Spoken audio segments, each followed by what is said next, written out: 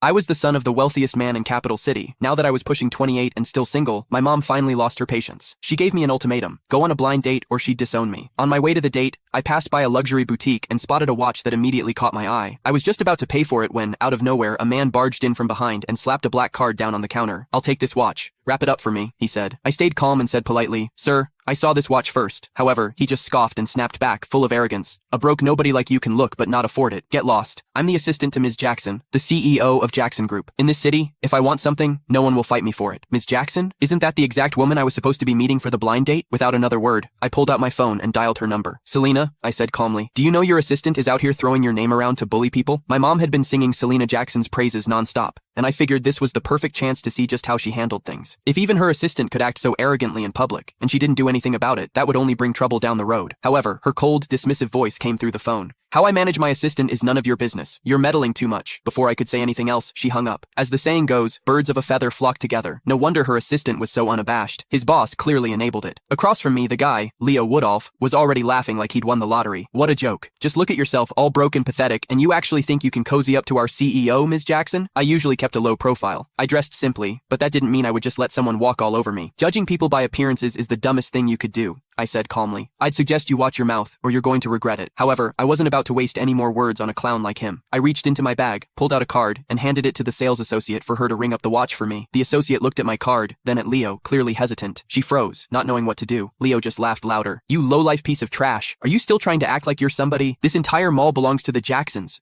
If I don't give the word, you can't even buy a single screw in here." Then, with a smug grin, he yanked the card from my hand and flung it toward the entrance. "Waving around some cheap-ass card thinking you're hot shit? I'm not falling for it. Get lost." In all my life, no one had ever dared to humiliate me like that. Leo had seriously crossed a line. Without another word, I grabbed his arm in one swift motion and dragged him to the front of the store. My voice dropped cold as ice as I ordered, "Pick up my card." The salesgirls in the store stared in shock. "Oh my god, did he really just say that to Mr. Woodolph? Is he crazy?" "Mr. Woodolph is Mrs. Jackson's right-hand man. Offending him is the same as offending her." One of the employees tried to talk me down. "Sir, it's just a watch. It's not worth angering the Jackson Group over this. Please, just let him go. Yeah, you should apologize to Mr. Woodolph while you still can. Beg for forgiveness. It might not be too late." Leo, clearly feeding off the attention, yanked his arm away and shouted, "You worthless trash! Get down on your knees right now, and maybe I'll consider letting this slide. Otherwise, I hope you're ready to lose everything." Now I've seen everything. After years of seeing Mom threaten people, now it was my turn to be threatened. A cold smirk tugged at the corner of my lips as I turned to Leo.